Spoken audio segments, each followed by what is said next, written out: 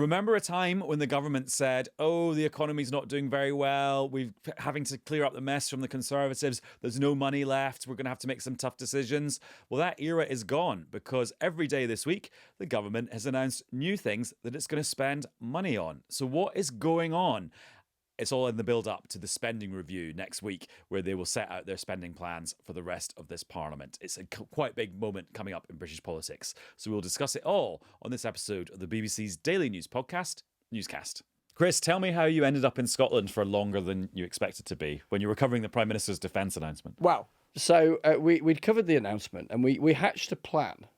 Because it's kind of small R romantic, I think, that we would get the Caledonian sleeper.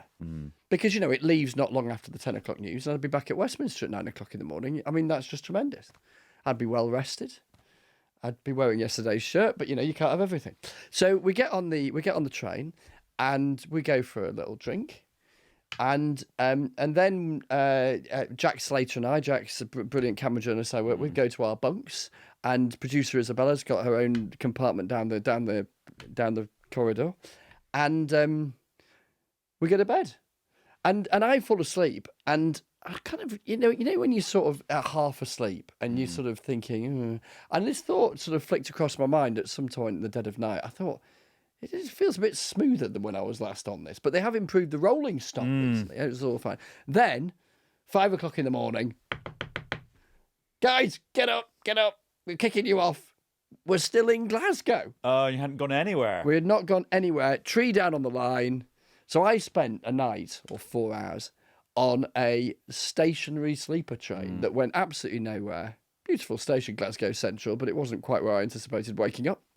And then we had to dash to Edinburgh and get on a daytime train down the East Coast Main Line rather than down the West Coast Main Line. Did you get a refund? Yes. Oh, well. All the money back. It's a free night in a hotel. This is it. Always the economic never off duty. Yeah. It was already the most economically savvy way to travel, and it became even more so when we got the entire money back.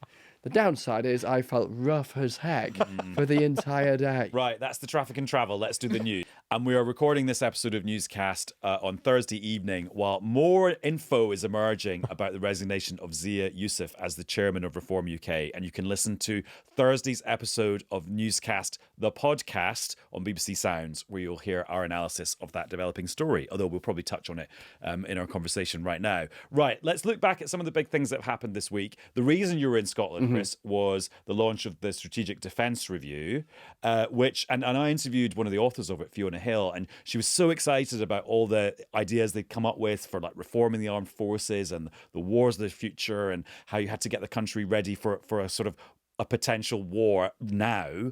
And that was all fascinating. But very quickly, it became a conversation about how much the government's willing to spend on defence, which has like had a beginning, middle, and we don't know what the end is. Yeah, I mean, instantly that became the question. So there we were in Govan, in Glasgow, Banks of the Clyde, huge heritage and history in the shipbuilding industry. BAE Systems have a huge plant there, and this colossal building. I think it's probably the biggest building I've ever been in, which had two of these ships, HMS Belfast and HMS Birmingham, I think, sitting alongside each other that are under construction.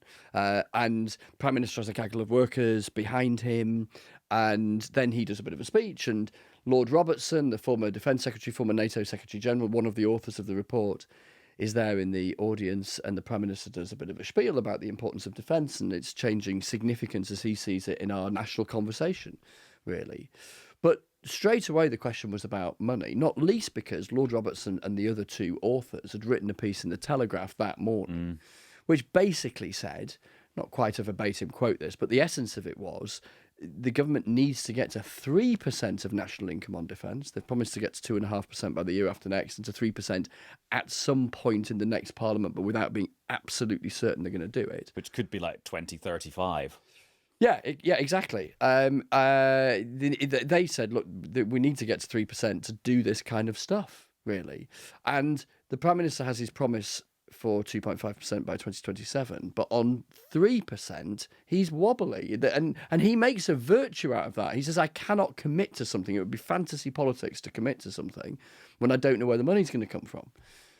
But that ultimately means that decision has to be arrived at by the this government or whatever might replace this government the other side of a general election, in the context of a NATO summit, the Defence Alliance Summit, annual summit taking place in The Hague in the Netherlands in a couple of weeks, and Mark Rutte, the Secretary General, making an argument, and you hear a similar argument from President Trump, that 2.5 or 3% is small beer, is small fry. The White House compared wants with 5%. Exactly. Now, there's an argument to be had about what you count as defence spending when you get that high. There's an argument about that even within the proportions that we're at right now. And that is the debate that is going to rage. I mean, it's going to keep raging for years and years, but particularly in the next fortnight. And Faisal, these percentages, they seem like quite small numbers when you say them out loud, but actually in the context of government spending and the public finances, it's huge sums of money, which has a massive knock-on effect on what else you're spending that money on.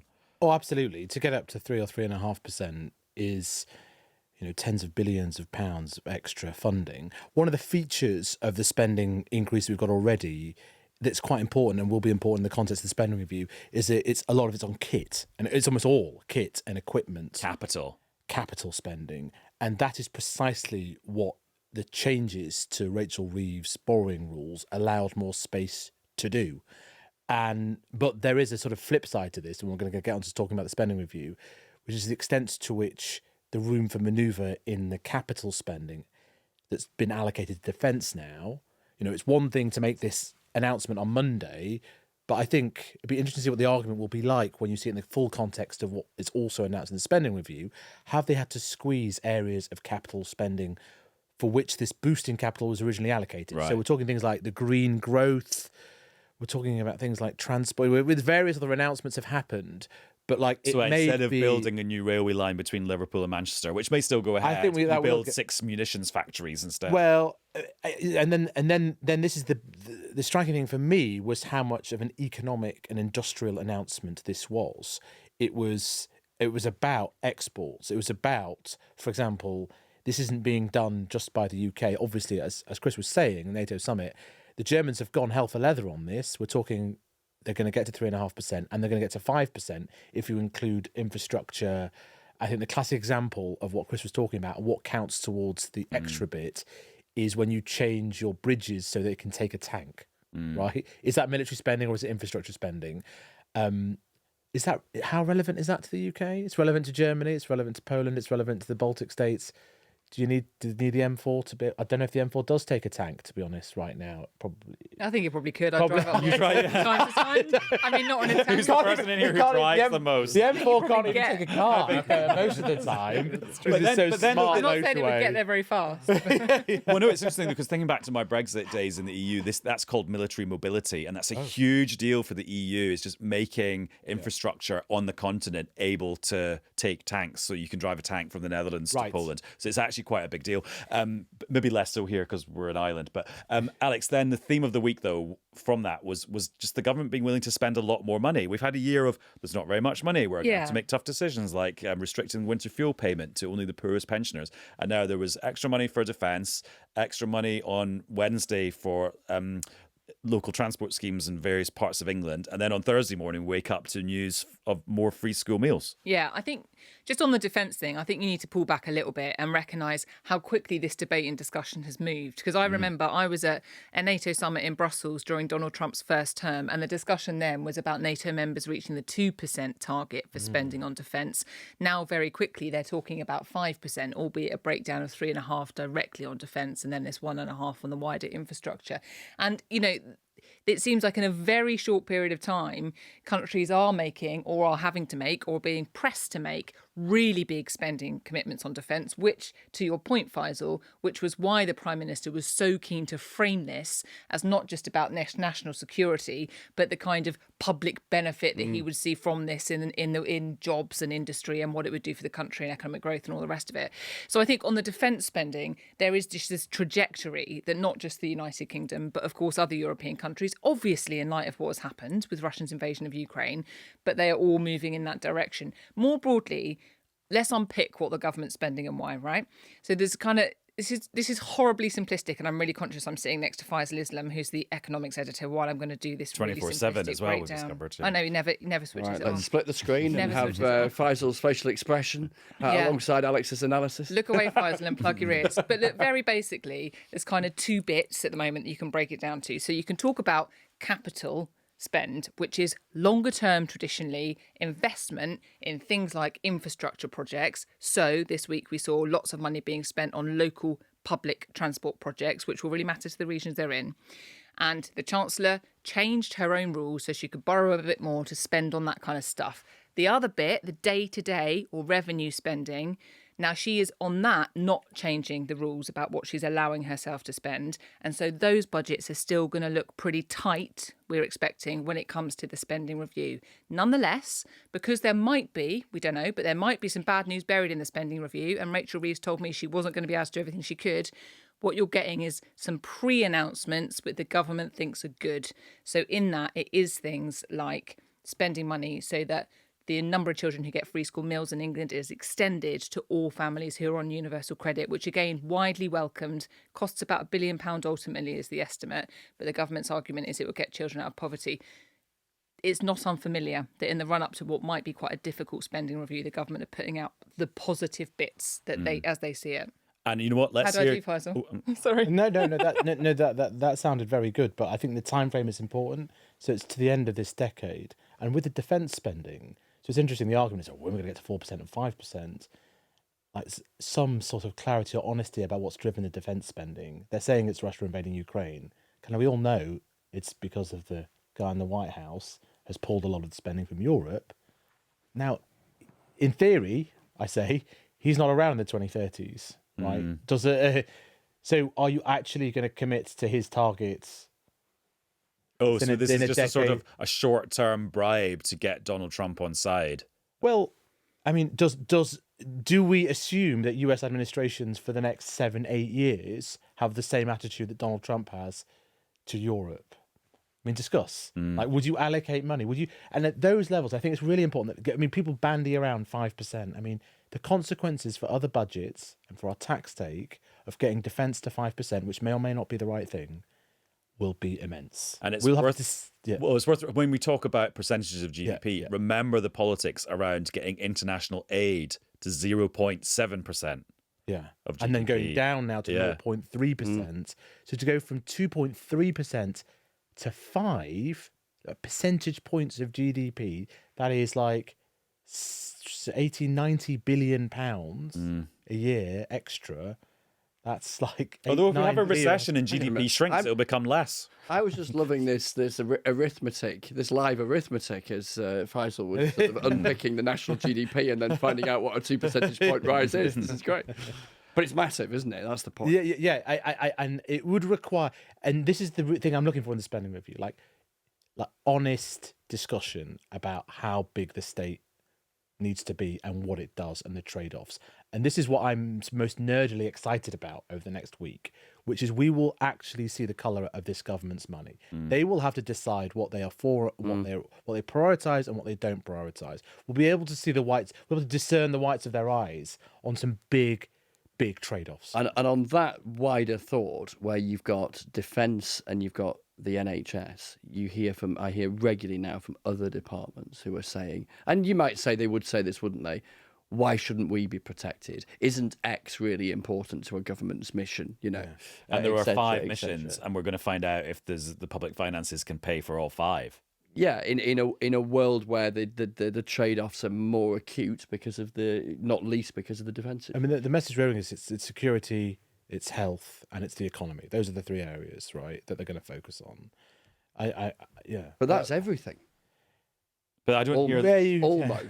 But we already know, for example, some of the areas that have been under pressure for some time, and a lot of those will feed into the public services that people see or rely on day to day, but also to where some of the pressure sits in the Labour Party about the government's own priorities.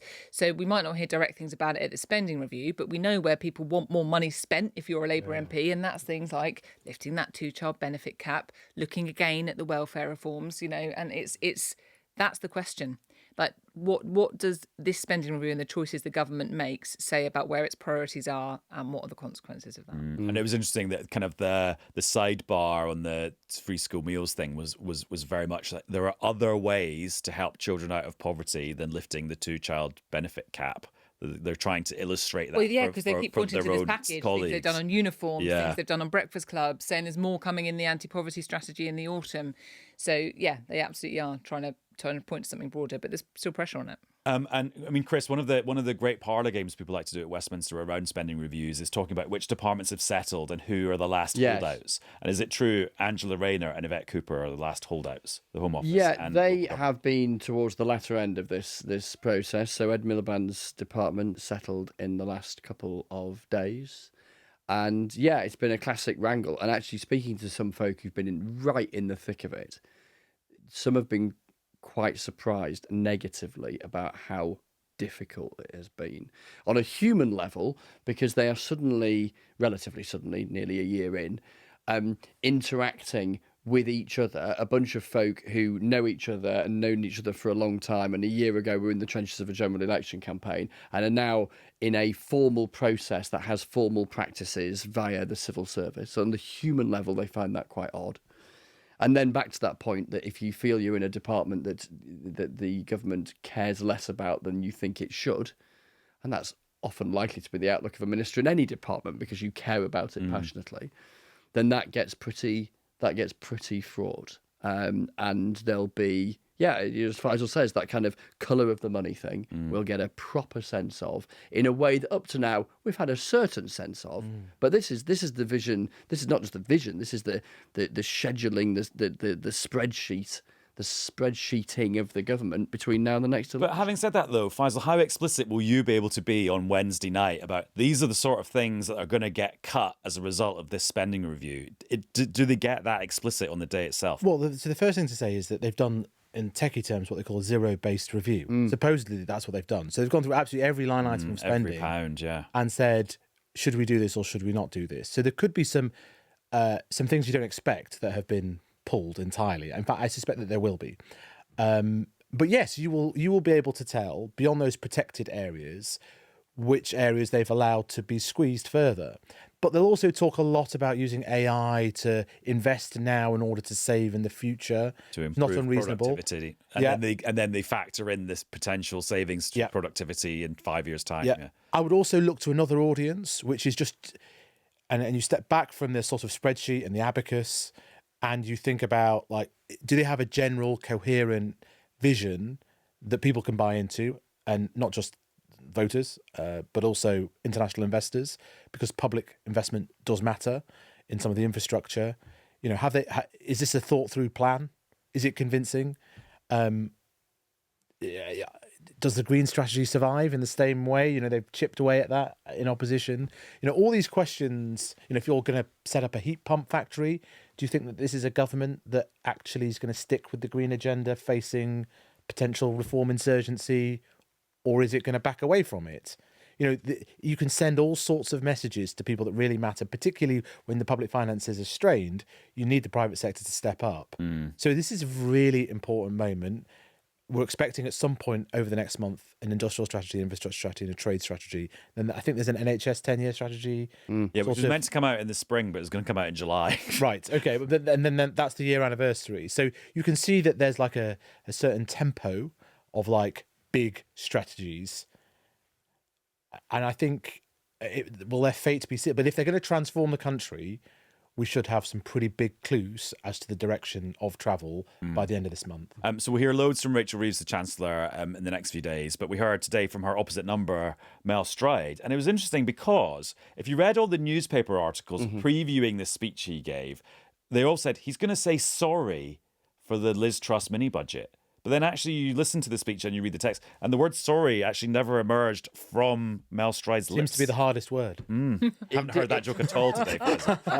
No, it didn't. And neither did the words Liz and Truss. He didn't refer to her by name at all. He did talk about the need for contrition. Does that amount to a sorry? But it's not the S word, is it?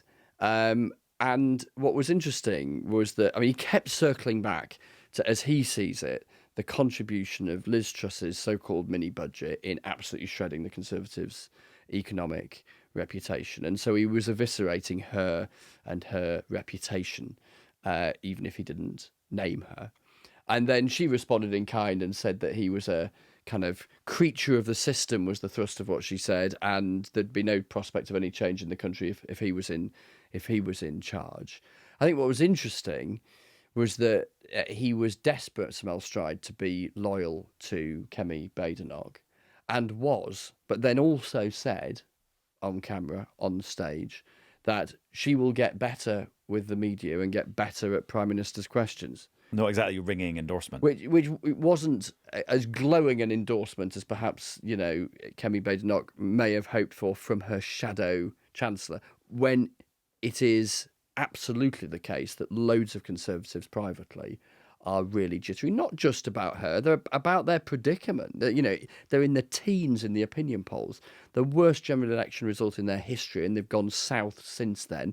A lot of people thought that might happen, but to be in the teens in the opinion polls for this party that sees itself as the most successful electoral machine in the Western world. Now, psychologically, let's see how they soak up the departure of Zia Yusuf from Reform. It may or may not make any difference to Reform's opinion poll numbers, but from Kemi Badenoch's perspective, it's quite nice to see a rival party hitting a bit of turbulence. But the Conservatives have got to try and find out, how do they craft out a space in the political debate at the moment when it is very crowded and when they are still only 11 months on from a colossal shellacking, and when they've got the threat.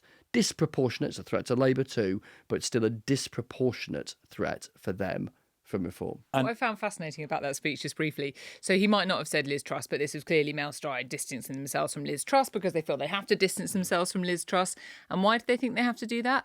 Well, not just because Labour now says, oh, you Conservatives, you had Liz Truss, you crashed the economy, in their words. But now Labour even claims that Nigel Farage is like Liz Truss. Such has become the potential, as the other parties see it, of the attack line of Liz Truss, which is equally fascinating that Liz Truss wasn't backing down at all today. You're all bowing to Treasury orthodoxy and my plan would have worked. And two little things before I have to hurtle off, because as we record, I've got to get my head around a lot more of the Zia Yusuf stuff, there's the Liz Truss attack line, which they think has value. It is also true that authentically held genuine concern within the Treasury is that the consequences of what happened with Liz Truss exposes them to a vulnerability as far as the markets are concerned, and that informs the Chancellor's outlook in terms of tax and fiscal rules and all the rest of it. The other point with Reform, Labour and the Conservatives at the moment is privately you get both Conservative figures and Labour figures wishing that each other were doing better, particularly Conservatives who wish that Labour were doing better, because they conclude if Labour's opinion poll rating since the election hadn't cratered, then Reforms would not have gone up by as much, and the gap between Reform and the Conservatives was piling a lot of pressure on Kemi Badenoch. Whereas in a scenario where Labour was on 35% in the polls, marginally up from where they were at the election, not an unreasonable projection for where they might have been a year on from an election, in that scenario, you'd have had a very dominating government in the national conversation as well as in the numbers, and you'd have had Reform and the Conservatives probably much closer together and neither capturing as much attention as certainly Reform are at the moment. Intriguing. Right, Chris, I'm going to let you go to go and do some news. So just move that microphone out of the way. Gingerly step over the coffee table. And Don't knock anything over. I feel like I'm commentating on Chris Mason's departure. I have a slightly contrarian view here, which I think. Oh no! Just as he's leaving. All right. No. It's not about the backdrop. No, about the backdrop to all this, which is there is still standing there now. About the backdrop to all of this, which I think, in terms of Mel Stride's speech, which is like, I think we should prepare for the idea that the sort of basket case Britain narrative that has emerged pretty much since January, it's kind of built on the bond yields going up. They've gone up around the world. There was something to note in the UK, but like the pound has been very strong. The FTSE 100 is on course for a record, by the way, the stock market. That the economy might do better than expected. Now, if you're Mel Stride and the Conservatives, like how you deal with that. So, for example, the rise in national insurance, it has obviously hammered retailers, hospitality businesses, because they employ low-wage labour in particular that has gone up because of national living wage. But it essentially reversed in terms of the macroeconomy the cut that Jeremy Hunt brought in, right? There is the chance that the UK economy could perform better than the sort of general vibe. Certainly, I detected on my brief visit to Westminster this week. There's a lot of pessimism around. If the Conservatives, for example, are all in on the assumption that the UK economy is like near recession, they may be disappointed in that assumption. Like, where do they go at that point? Likewise, and we're hearing some of this from the Prime Minister, aren't we? It's in fact the reason why he says he can now suddenly afford some of these giveaways. Just like the first quarter growth figures were better than expected. We've signed these trade deals.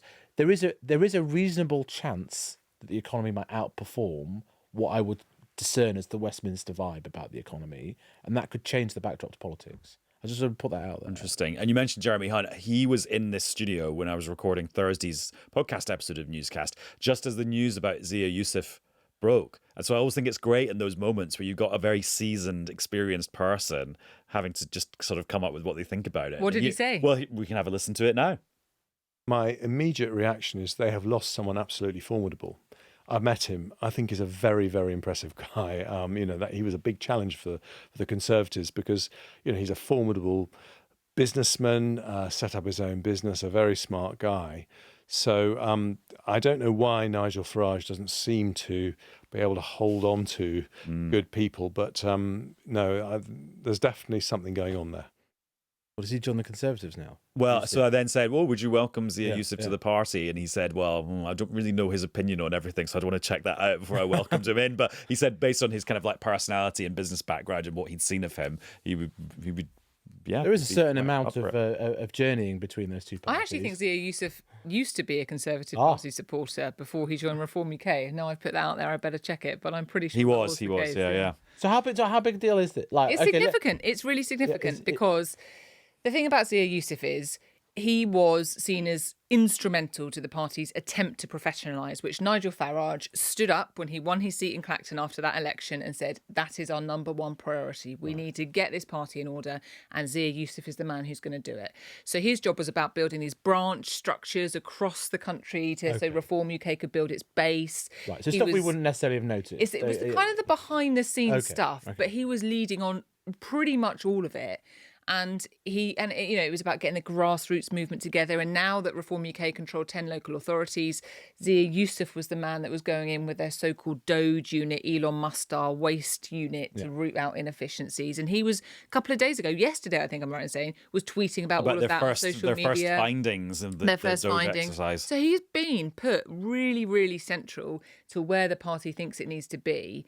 And then all of a sudden, we had his resignation. Now, look, Nigel Farage actually has been speaking about this on GB News, and he said he was only given 10 minutes notice of Zia Yusuf's resignation. And it wasn't very cordial. No, and the very immediate thing that happened very briefly was that Sarah Pochin, who is the Reform UK's latest MP after winning the Runcorn and Helsby by-election, used a question at Prime Minister's Questions to discuss a burqa ban.